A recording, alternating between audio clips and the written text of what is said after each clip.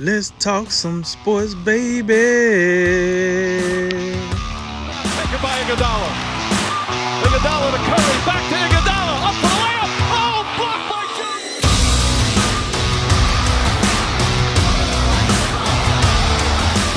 And remember, make tomorrow better than today and make today better than yesterday. And you know what we gonna do. We gonna holler at you until next time, baby. All right, let's move to the NFL, where we had big news last weekend. Saturday, the Seattle Seahawks, well, they completed a blockbuster trade. They got all-pro safety Jamal Adams. They got him from the Jets. And we also saw a fourth-round pick go to Seattle. And the Jets, in return, they get 2 first-round picks in the 2021 and 2022 drafts. And they also get a 2021 third-round pick. And they also get safety Bradley McDougald. Jamal Adams, well, he'd made his desire for a new contract very public with the Jets. And I guess the Jets simply didn't want to pay him or couldn't pass up Seattle's whale of an offer. All right, Cody, so who got the better end of this trade and why? So I might be a bit in the minority here, but I really like this for Seattle. I do. I'm telling you, I think a lot of people look at the haul of what the Jets returned with, and they go, well, I mean, that's so good. How could that not be the best thing ever?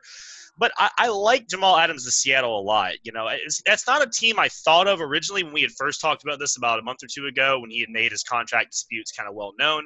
It wasn't a team I was thinking maybe more like Baltimore, kind of really going all in or something with that young team they got. They can still sort of swing the salary. But, Seattle kind of has that cover 3, cover 1 type defense they love to run. That's the defense they ran back with Legion of Boom. You play a lot of base defense, a lot of zone. You kind of let your players just do their thing. And a lot of times it revolves around one high safety and your box safety getting to kind of go around and do whatever he wants, that's Jamal Adams' like perfect thing right there. And we know Pete Carroll likes to coach the team he wants more than the team he has. And as of late, the Seahawks have not had the talent they used to have on that defense, and it's let them down. They've had a lot of series where they needed one more play, right? Because we know Seattle's good for the playoffs. Russ is getting you to the playoffs. He's going to get you 10, 12, 13 wins. You're going to get to the playoffs with him. But the last couple of years, they failed to have that difference maker, that one more play, that one more interception, that one more possession. And it's cost them. It's cost them in the playoffs.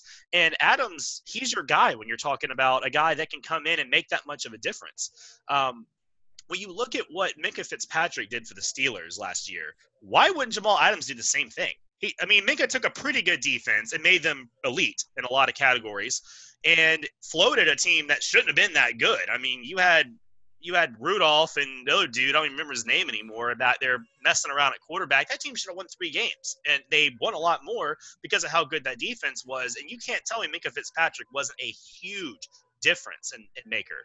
And what I like about Jamal Adams is it's really going to free him up to go back to what they like to do, which is that cover 3 defense. You have, if Quentin Dunbar can play, he's on that exempt list right now. Hopefully he gets that sorted out. And you have Trey Flowers as well. They're great man coverage corners. So if you want to run that as well, you also have that option. But when you have a safety like Jamal Adams in the backfield, you get the slot coverage. He can cover in the slot. He can cover guys like George Kittle. He can guy you're going to see twice a year. He can also free up your corners to play a little more aggressive. Your corners can play a little more man because they know they've got someone behind them that's got their back. It just makes your secondary better. And let's not even talk about the fact that Seattle has an absolutely anemic pass rush. These guys they were pretty much the worst. You could make an argument they were the worst pass rush last year, and that's with Jadeveon Clowney, who is no longer on the premise as far as we know. Jamal Adams' 6.5 sacks last year would have led Seattle. You know how depressing that sounds? That's pretty bad. So we know Jamal Adams can roam around. He can come up, line up at a blitz, and create a lot of pre-snap motion and throw some teams off. And he's going to make your pass rush better too because, hey, if I don't have a great pass rush, but I've got a guy like Jamal Adams and some of these really good secondary players they have, and Bobby Wagner, of course, can't forget him running around, that's going to help give your pass rush a few more seconds, and if maybe a second or two that quarterback holds the ball and your average players rushing the passer can maybe make those difference-making plays that you are lacking right now. So I think a lot of people just look at this as they got a little bit better at what they're already good at, but it's not going to be a big difference. And I would argue that maybe Jamal Adams is a big difference. You're in the NFC. There's a lot of weapons just within your division. Again, George Kittle, DeAndre Hopkins, and maybe Cooper Kupp even. Some of the guys on the Rams, they got a lot of talent on offense. And then you have guys, Julio Jones. I mean, the list goes on, Michael Thomas. So you need all the help you can get on defense, especially if you're Seattle.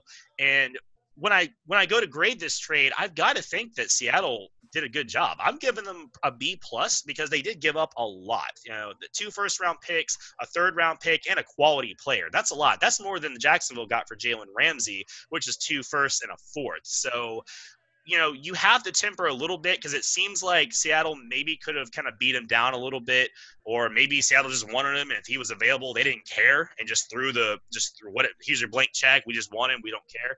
Maybe that was the case. So I do give it a B plus, but I like this. I like that you got a legitimate all-pro talent to help Russell Wilson in his prime, in the prime of his contract, and he's not getting any cheaper or younger. So why not go for it? And, for the Jets, hey, I'm sticking to my guns here. You don't get better by trading your best players. You just don't. I'm sorry. It is like scratching off $1 million lottery ticket and then taking it to the lottery office and buying $1 million worth of lottery tickets.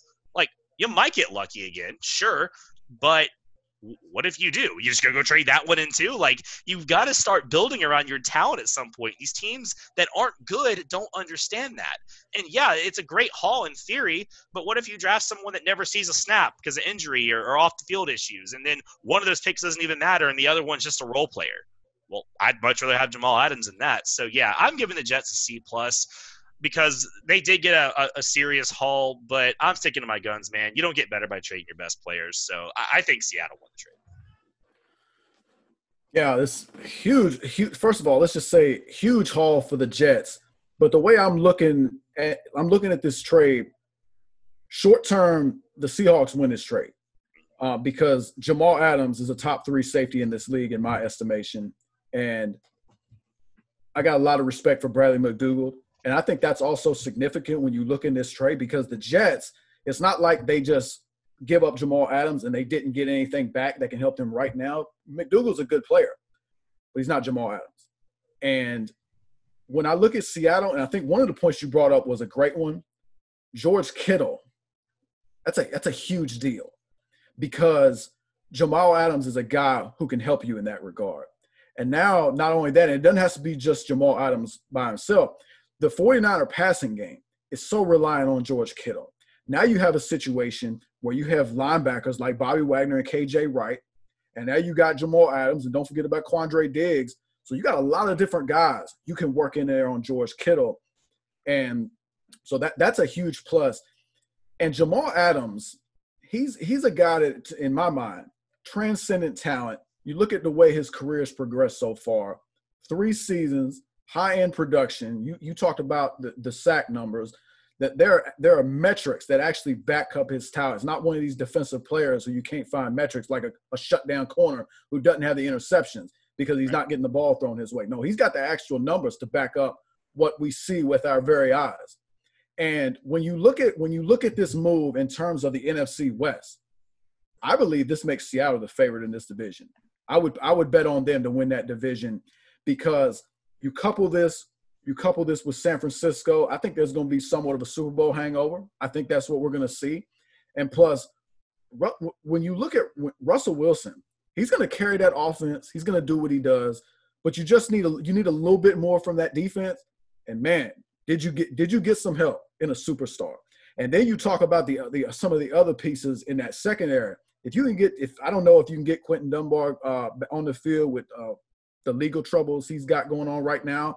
But if you can get him back somehow, and don't forget about Shaquille Griffin, he's a stud. He's another stud you have on that defense. And when you think about what they're formulating right now, could it be that Pete Carroll's trying to give you a little Legion of Boom 2.0? I don't know if these guys quite measure up to that. I think Jamal Adams probably is the only guy strictly talent that we would look at to say, oh yeah, Cam Chancellor, Jamal Adams, that's a little bit of equality going on.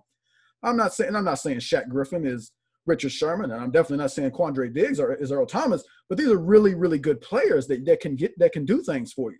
And I think if you combine that with Bobby Wagner, who is an absolute stud, no denying it, best middle linebacker in the NFL perhaps. But if you can get a little bit of improvement from that pass rush, the Seattle defense could be much improved and could complement what Russell Wilson and those guys do on the offensive end very well. And I think Seattle is a team to beat in the NFC West with this move. I will say on the other hand, the Jets could make this an even deal and perhaps come out better, but you're gonna have to hit on these picks. and we know how it goes. I mean, think about it. Jamal Adams, you get him with the 6th overall pick, and this was what we talked about, a high-end contributor, and you let him go you just can't get on the same page with him. And remember, it stems out for trade talks that you had with the Cowboys last season when Jamal Adams was under the impression that he was untouchable and could not be traded, which is we know it's a fallacy. We know that's not real. It's the business of football. Right. But that's kind of the situation the Jets put them in when you have those type of leaks, and the relationship, in my estimation, it was never repaired. So it continued to disintegrate. And of course, what is it when a guy gets disrespected? He wants a new contract. They couldn't get that done. And as far as the haul that they get, it's a big haul. And we discussed this. This is what it was going to take. You got one of the best players at his position, similar to a Jalen Ramsey. Jalen Ramsey was 2 first-round picks.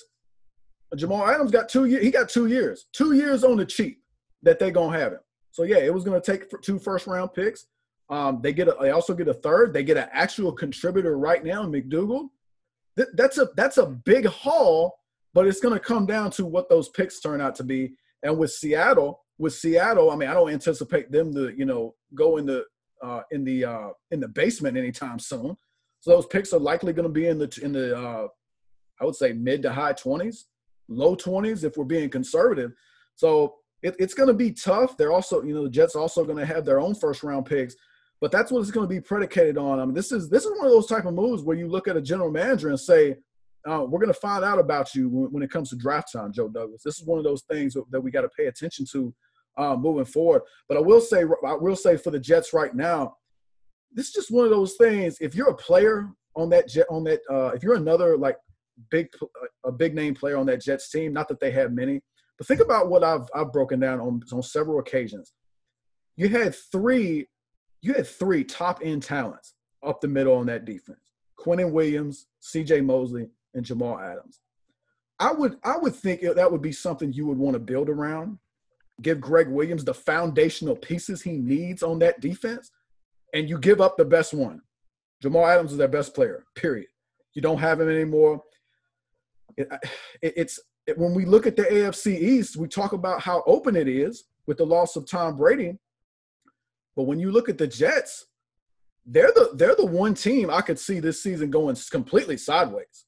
I mean, I don't think it's beyond the pale of reason to think they could be the worst team in that division because you're just giving away talent. And we talked about how Sam Darnold, even though you've upgraded in some respects with your first-round pick, Mekhi Becton, you also get Denzel Mims. But it's just hard to believe in the Jets right now. And it's going to come down to what they do with these future picks. But right now, it's not a good situation. And when you look at Adam Gase and Joe Douglas, better start improving. And it better happen quickly. That's all I got to say about it. Yeah, I would add in for the Jets' perspective, one of the things you could be hinging around is Sam Darnold. This could be a bit of hedging your bets going into next season. If Sam Darnold has more struggles, which he probably will because you're trading all of his good players, which is kind of the vicious cycle these teams get caught in. Ask me how I know. But, how do you fairly evaluate him? But if he has his struggles and if you look at him and go, he's probably not our guy, you do have more ammo now. So if you want to go get you Justin Fields, Trevor Lawrence, list goes on next season, you'll have more ammo to do so, but you're back to square one, like we said. So could be something the Jets were thinking about.